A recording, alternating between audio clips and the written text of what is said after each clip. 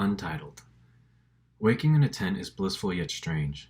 As I open my eyes with the naturally rising sun, there is no transition from being asleep to awake, unconscious to conscious, dreaming to reality. My head slowly rolls to the right, bringing my wife into view of my blurry eyes. She smiles. I smile. "Good morning," says Jenny, as gentle as the sound of the ocean waves in the background. "Mornin'," I croak, propping myself up onto my elbow to open my Yeti for a drink of water. After a long sip of warm water, I screw the cap on and lay back down, putting my head next to my wife's. We've been here for 3 days, camping in an alcove in the Southern California mountains with another couple who we've been friends with for years. This camping spot is perfect for numerous reasons, which keeps us coming back. The weather peaks at around 70 degrees, with a low of 40 degrees Fahrenheit in the night. We're a 10-minute walk to the beach, which we hear the waves from the ocean echoing in the hills around us, and most importantly, it's quiet.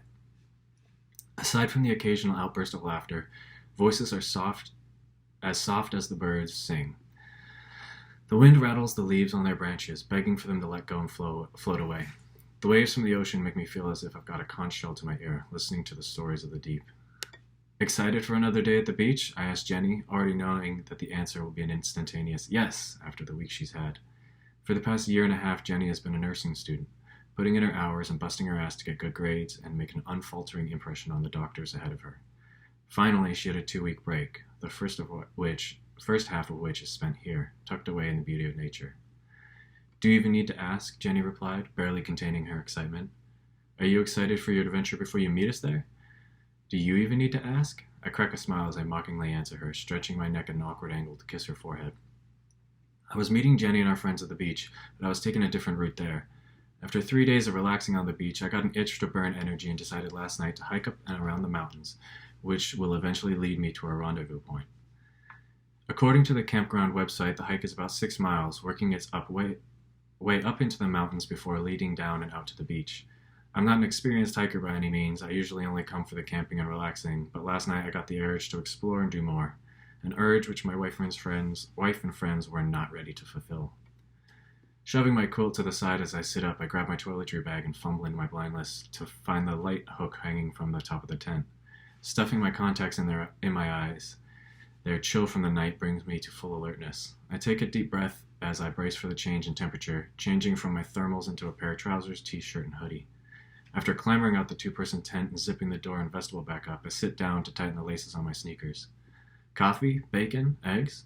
Frank manages to grunt as he lifts and carries his cooler out of his car. For the next hour, we sipped hot coffee out of our enamel mugs, trying to find the delicate balance of warming our hands while not burning them at the same time. The only time we put our coffee down was to devour the breakfast sandwiches Frank cooked to absolute perfection. His wife, Eleanor, began giggling as she recounted to the group a funny story from the previous day at work as I rounded up the plates to be rinsed off after we finished breakfast. Once we had digested our heavy-hitting breakfast, we began preparing to go our separate ways. Between the 3 of them, they would trek over the 2 coolers, blankets, towels, and collapsible beach shade. I filled and packed the 2 of my liter water bottles, fearfully ensuring that I had enough water for my solo adventure.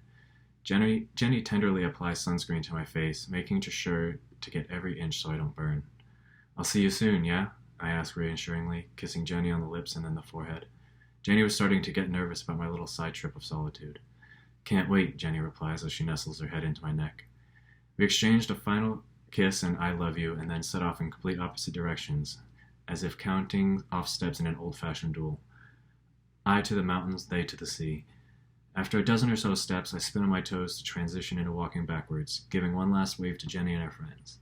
As I fix my direction, I grab my sunglasses from my pocket to protect my eyes from the bright and bursting sun.